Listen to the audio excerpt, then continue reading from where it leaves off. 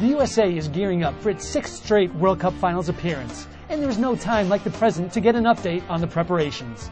To do that, CONCACAF TV checks in with New York Daily News soccer writer and BigAppleSoccer.com founder and editor Michael Lewis. Michael, thanks for being with us today, and welcome to the show. Thank you. Great to be here. Michael, you've been following U.S. soccer for decades, even when it was a rarity to do so. You've authored 6 soccer books and have traveled the globe many times over. How many World Cup finals have you covered in person?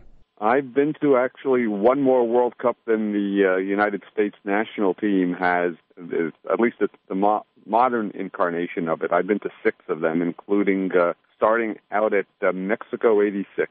As we mentioned earlier, this will be the USA's 6th consecutive finals appearance. What stands out to you as the biggest change in the American national team setup over the years? I think more than anything else, it's the experience of the team. Back in 1990, it was essentially a bunch of college graduates, and maybe 1 or 2 players had played in Europe, and that was probably in maybe the 2nd or even the 3rd division in Germany or Hungary. Now you've got players, a lot of players who are on and not on the national team that are playing in many first divisions, including, as we know, England and Germany. And I think that is the biggest leap. And you could just tell from the way the team plays. I think we have more depth today than we did in 1990. And that bodes well for the future. The USA won the CONCACAF qualifying group and then reached the championship games in the Confederations Cup and the CONCACAF Gold Cup last summer. Expectations are high for the team at this World Cup. What do you view as the keys to being successful in South Africa? It always comes down to staying healthy.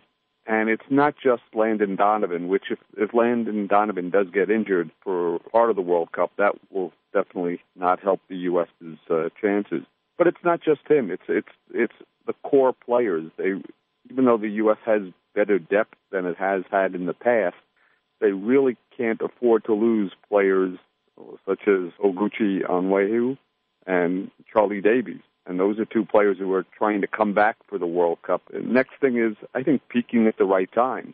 As well as the U.S. played at the Confederations Cup last summer, I hope is where the U.S. did not peak. I hope for the U.S.'s sake that they peak sometime in June this year. Playing in South Africa last year gives the U.S.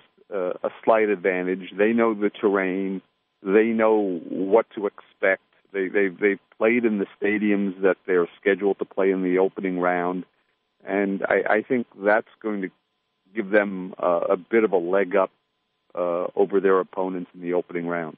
Michael, you've just mentioned Charlie Davies and Oguchi Onyewu, and the USA certainly has experienced a rash of injuries to some key players.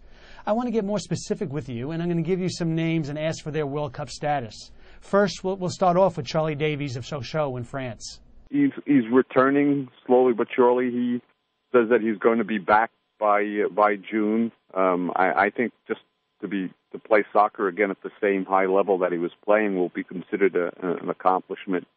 I think he's a long shot right now. I have to be realistic. Anything more than that, if he is ready, it's one thing to recover from the surgeries that he's had to partake in, but it's another thing to be in tip-top shape and also to find a team to get into that form. How about AC Milan's Oguchi Onyewu?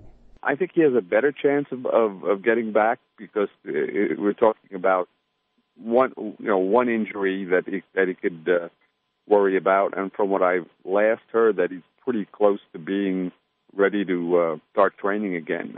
Again, the big thing with him, I think he's going to have to find some playing time beforehand. One player who wasn't necessarily battling for playing time was Clint Dempsey, who was having an outstanding season at Fulham before getting hurt.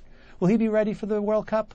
From the last I heard, yes, he should be. He should be out for probably about a month, and that should be plenty of time for him to come back. And as long as he stays away from injuries, he should be ready to play for the U.S. on the right side of midfield. As a result of these injuries, there are some players on the fringe of the U.S. squad who may become key players.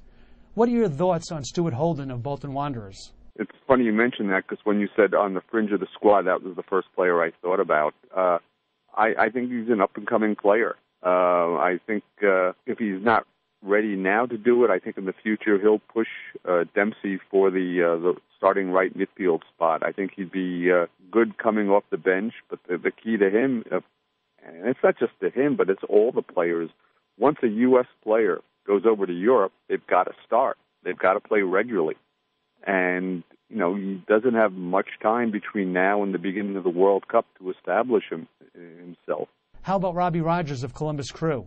Seems to be maybe a longer shot. He might be the 22nd or 23rd player on the roster. I think it depends on his form and who's healthy, who's injured, and what other players are in form when roster time for the World Cup is done at the end of May. Freddie Adu is now playing club football in Greece with Aris. Can he break his way into the U.S. squad?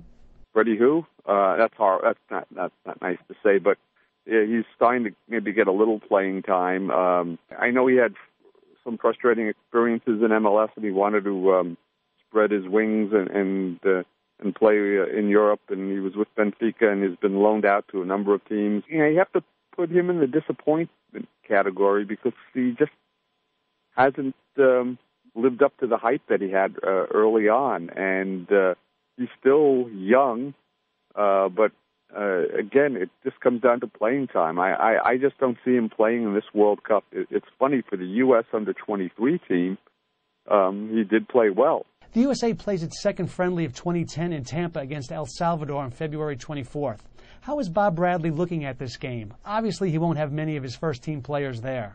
I think it's a chance to see, you know, some of these players that you mentioned. Well, at least let's say Robbie Rogers. What can he, whether as a starter or coming off the bench, what can he do? What can he do to improve his chances of making the team? I think to a number of players, this is like the last chance saloon to really show Bradley what they can do. Michael, thanks for being part of the show, and I hope we can speak to you as the USA continues to get ready for the World Cup. Hey, my pleasure, anytime. Well, that's all for today. We hope you enjoyed our interview with Michael Lewis. Thanks for joining us on CONCACAF TV, your source for your soccer.